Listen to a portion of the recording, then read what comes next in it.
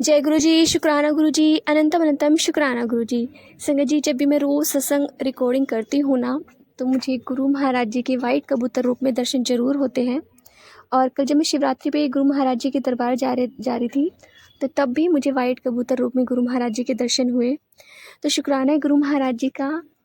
संगत जी, गुरु महाराज जी अपनी संगतों को बहुत प्यार भरी नज़रों से देखते हैं। और जब हम दरबार में जाते हैं ना, तो दरबार इतना सुंदर, इतना प्यारा, इतना मनमोहक होता है कि हमारा वहाँ से आने का सच में मन नहीं होता है। संगत जी, मैं बस कल की खुशी बयान नहीं कर सकती, क्योंकि वो पल ऐसा होता है कि आप चाह कर भी ना उस पल को भुला नहीं सकते। गुरु जी के चरण कमलों में जाना, गुरु जी के दरबार में जाना, कहते हैं कि ये साथ भी, ये समय भी नसीब वालों को मिलता है। हम सारी संगत बहुत नसीब वाली है कि हमने कोई ना कोई अच्छे कर्म करे जो हमें गुरु महाराज जी ने अपनी चरणादि खोल रखा। तो उसके लिए शुक्राना गुरु जी, लख लख बार शुक्राना गुरु जी। संगत जी, आइए आज हम एक आंटी का सत्संग सुनते हैं और उन्होंने हमें व्हाट्सएप पे रिकॉर्ड करके भेजा है। तो आइए सत्संग स्टार्ट करते हैं। जय गुरु जी। शेयर करना चाहती हूँ। सत्संग शेयर करने में मुझसे कोई गलती भूल हो जाए तो संगत जी, गुरु जी प्लीज मुझे क्षमा कीजिएगा और अपने पूरे संगत परिवार पे ढेर सारी ब्लेसिंग्स बनाइएगा। जो अंकल आंटी जी हमारा सत्संग शेयर करते हैं, उन्हें भी अपनी ढेर सारी ब्लेसिंग्स दीजिएगा। संगत जी, एक दो दिन पहले की बात है कि मैं अपना मतलब नॉर्मल सारा काम करने के बाद में, और पता नहीं मेरा मन हुआ, गुरुजी महाराज के बहुत मैसेज आ रहे थे, सत्संग में भी सुनवा रहे थे कि अकेले बैठ के सत्संग करो। तो गुरुजी ने सत्संग कराया, तो मैं सत्संग कर रही थी और अकेली बैठी थी, क्योंकि घर में हस्बैंड अंकल गए हैं बड़े मंदिर मेरे साथ एक बार, पर वो उतना नहीं मानते। मैंने कहा बैठ जाओ आप, तो बोले मेरी तबीयत ठीक नहीं है, तुम ही कर लो। तो मैं अकेले ही सत्संग किया। गुरुजी की बहुत मेहर हुई मुझ पे, पूरे परिवार पे। और उसके बाद में मैंने देखा है संगत जी, मैंने पिछली बार जब सत्संग किया था, पहली बार 1 साल हो गए गुरुजी से जुड़े हुए, पहली बार सत्संग किया। उस टाइम भी बहुत कई बार सत्संग में से मुझे उठना पड़ा, क्योंकि मैं अकेली सत्संग कर रही थी और इतनी ज्यादा नेगेटिविटी कि कभी मुझे गुस्सा आ रहा है, कभी कुछ, मतलब बहुत मुश्किल से वो सत्संग हो पाया। और इस बार हुआ है तो मैंने सत्संग आराम से कर लिया। लेकिन उसके बाद में क्या होता है कि मेरी मदर इन लॉ और मेरे बारे में उल्टा सीधा मतलब नेगेटिव बातें बोलने लग गई। उन्हें लगा था कि मैं सुन रही हूँ और नीचे चली गई हूँ। वो सेकंड फ्लोर पे सोती हैं और हम नीचे फर्स्ट फ्लोर पे सोते हैं। वैसे एक ही साथ रहते हैं, एक ही घर में। तो उसके बाद में मैंने कहा ठीक मैं सुनती रही, मैंने कुछ बोला नहीं उनसे। पहले बोल रही थी कि मतलब मेरे और हस्बैंड दोनों के लिए, कि दोनों बेटियों को मेरे पास छोड़ के दोनों जने चले गए नीचे, और ये कोई बात हुई और मतलब दोनों जाके सो गए हैं, ये है वो है, बहुत कुछ बोलने लगी वो। मैं सुनती रही, मैंने कुछ नहीं बोला। पहले मेरे हस्बैंड के लिए बोला कि ये सुन नहीं रही है, और बड़ी बेटी को दूध पिला दो। एक्चुअली मेरी बड़ी बेटी को और छोटी बेटी दोनों को मैं दूध दे रही थी, तो छोटी बेटी बोली मुझे चाय चाहिए। तो मैंने कहा बेटा नहीं, आप दूध पी लो, चाय नहीं मिलेगी। और बड़ी बेटी को मैंने बॉर्नवीटा डाल के दिया था, तो मैंने कहा अगर ये तुरंत मांगेगी तो मैंने कहा आप बड़ी बेटी से, मैंने कहा बेटा तू इधर दूसरे कमरे में आ जा और यहीं पे पी ले आके। लेकिन मेरी मदर इन लॉ बोली यहीं दे जाओ। मैंने कहा नहीं, आप इधर ही भेज दो, क्योंकि मैं सत्संग कर रही थी और सत्संग कंप्लीट मतलब हो चुका था, लेकिन मैं बैठी हुई थी उस टाइम। तो मैंने उसको बोला बेटा इधर आ जाओ। तो उन्हें पता नहीं इस चीज का क्या बुरा लगा कि पता नहीं क्यों नहीं देना चाहती है। मतलब बिना पूरी बात जाने बूझे, बिना सोचे समझे वो कुछ भी मेरे लिए। गुरुजी सत्संग में भी सुनवाते हैं कि वो तेरे घर की औरत है जो तुम पति पत्नी को खुश देख के खुश नहीं है। और ये हकीकत भी है, जब भी हम खुश रहते हैं और साथ में बाहर जाते आते हैं, तो मेरी मदर इन लॉ हमेशा उनका मुंह बन जाता है, ठीक से बात नहीं करना। वो मतलब बोलेंगी कुछ नहीं, लेकिन हाँ पूरा नेगेटिव माइंड सेट करके रखती हैं, और दूसरे वाले को भी बहुत ज्यादा नेगेटिविटी करती रहती हैं ये। तो बस चिड़न बहुत होती है नहीं मुझसे। मेरे मतलब मैं और हस्बैंड जा रहे हैं कहीं घूमने, मतलब घूमने भी नहीं, मार्केट तक जाते हैं तब भी, और अच्छे से बोल भी लें, हम हंसते हैं अच्छे से बोलते हैं, तब भी इनका मुंह बन जाता है। पता नहीं क्या इन्हें प्रॉब्लम है। कि अगर ऐसी प्रॉब्लम है तो बेटों के अपनी शादी मत कराओ आप। जब बहुओं को साथ में देख के आप खुश नहीं होगे, बेटे और बहू साथ में खुश है, इनको तो खुश होना चाहिए कि घर में दोनों खुश रहते हैं। जब हम अच्छे से नहीं रहते थे तब ये ठीक थी, लेकिन अब जब हम अच्छे से रहते हैं तो इनका मुंह बना रहता है, हर टाइम नेगेटिविटी फैलाती है। मेरे हस्बैंड को पता नहीं क्या क्या बोलती रहती है मेरे बारे में, लेकिन गुरुजी की इतनी मेहर है कि वो अब इनकी बातों को ज्यादा दिमाग पे नहीं लेते हैं। और गुरुजी बोलते हैं कि अहंकार नहीं लाना चाहिए। मैं फिर भी इनसे बोली, मदर इन लॉ से, लेकिन उस टाइम क्या होता है संगत जी कि ये मेरे बारे में गलत गलत बोलने लग गई। पहले मेरे हस्बैंड से बोला कि दूध नहीं दे रही है लड़की को। आप ही बताइए संगत जी, मेरे लिए दोनों बेटी बराबर है, मैं भला एक को देख के दूध दूसरे को क्यों नहीं दूंगी। और मैं तो उसको बॉर्नवीटा डाल के और दे रही थी, मैंने बेटा इधर आके पी ले, लेकिन इन्होंने आने नहीं दिया। फिर ऊपर से उल्टा सीधा बोलने लग गई। फिर मेरी ननद का फोन आता है तो उनसे भी मेरे बारे में बुराई करने लगी। फिर मेरे से बर्दाश्त नहीं हुआ संगत जी, और मैंने थोड़ी ऊंची आवाज में मैं माफी मांगूंगी गुरुजी से, लेकिन मैं क्या करूं गुरुजी, ये मुझे मजबूर करते हैं। मैं बहुत शांत रहती हूँ, किसी से कुछ नहीं कहती, किसी से कोई फालतू मतलब नहीं रखती, अपना बस मंत्र जाप, सत्संग, गुरबानी, इन्हीं में अपना समय बिताती हूँ, ताकि मैं गलत ना सोचूं और किसी के लिए गलत ना बोलूं। लेकिन फिर भी ये लोग मानते नहीं है। गुरुजी महाराज आप ही देखो इन्हें।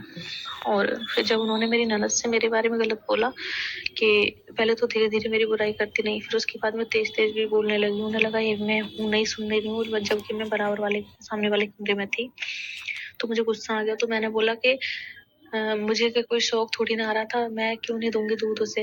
मैंने इसी वजह से दूध नहीं दिया था, क्योंकि वो चाय मांग रही थी, और अगर उसे दिखाई देता कि दीदी को चाय दिए तो फिर से परेशान करती, इसीलिए।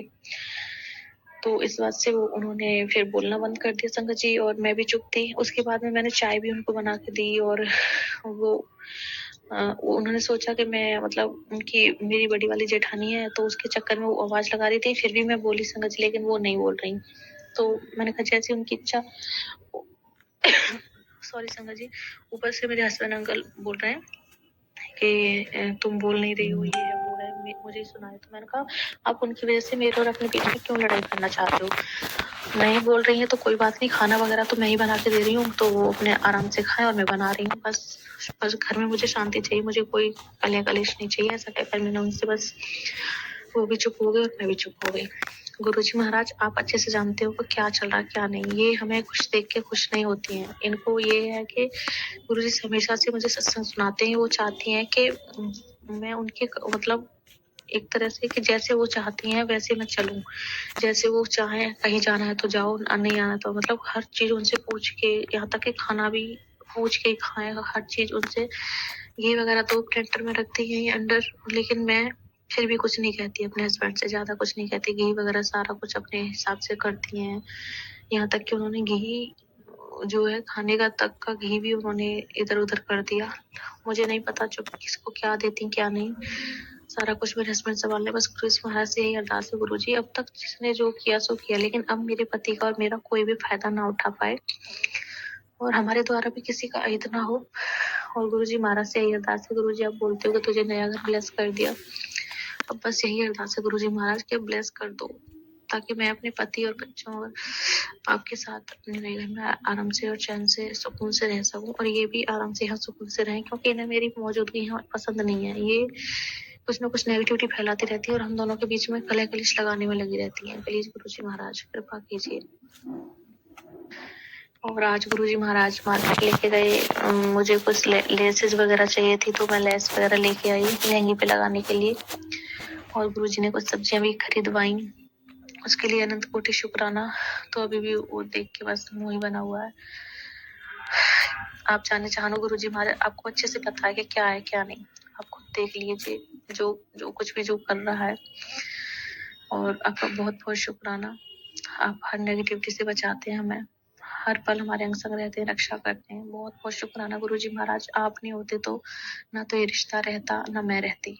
सच में संगत जी, गुरुजी ने मुझे नई जिंदगी, मेरे हस्बैंड को और मुझे और हमारे रिश्ते को भी एक नई जिंदगी ब्लेस की है। बहुत बहुत शुक्राना गुरुजी महाराज।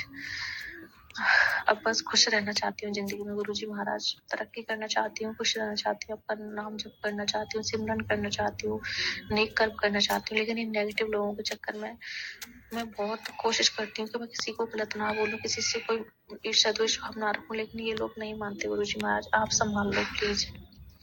अब आपसे अरदास है गुरुजी महाराज, रक्षा करो रक्षा करो, नेगेटिविटी से, नेगेटिव लोगों से रक्षा करो।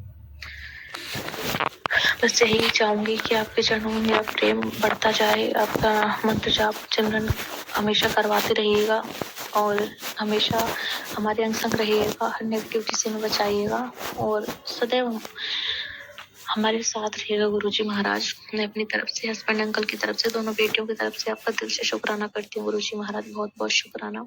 मम्मी पापा भाई बहनों की तरफ से भी बहुत बहुत शुक्राना। आपको ही संभालना है गुरुजी, भाई को भी, मम्मी पापा को भी, बहनों को भी, सब कुछ आपको संभालना है मेरे प्रभु, आपको ही संभालना है, मुझे भी, हस्बैंड को भी, दोनों बेटियों को भी। प्लीज गुरुजी महाराज, मैं नहीं जानती, हस्बैंड अंकल के बिहेवियर में बहुत बहुत ज्यादा चेंजेस आए।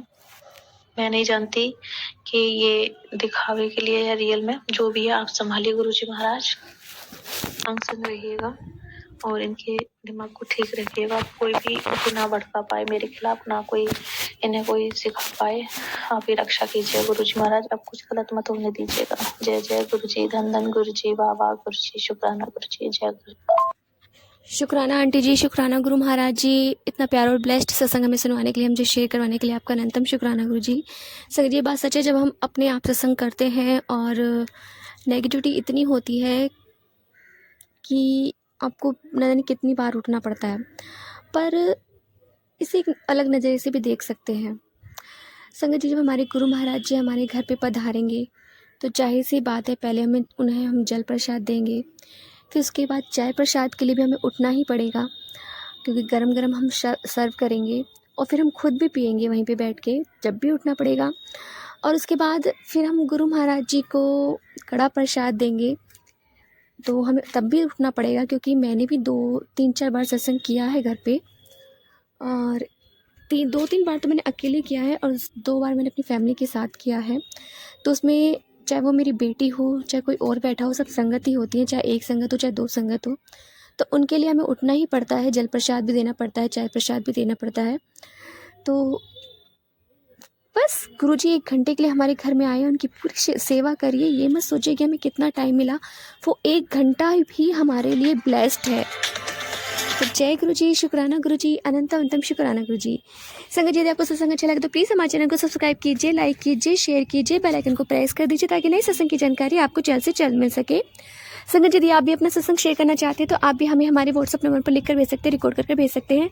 आपके सत्संग भी और संगतों के साथ शेयर किए जाएंगे। संगत जी, सेवा में गुरु महाराज जी ने बख्शे, तो आप भी सेवा का भागीदारी बनी, आप भी अपने सत्संग में रिकॉर्ड करके भेजिए, लिखकर भेजिए। जय गुरु जी, शुक्राना गुरु जी।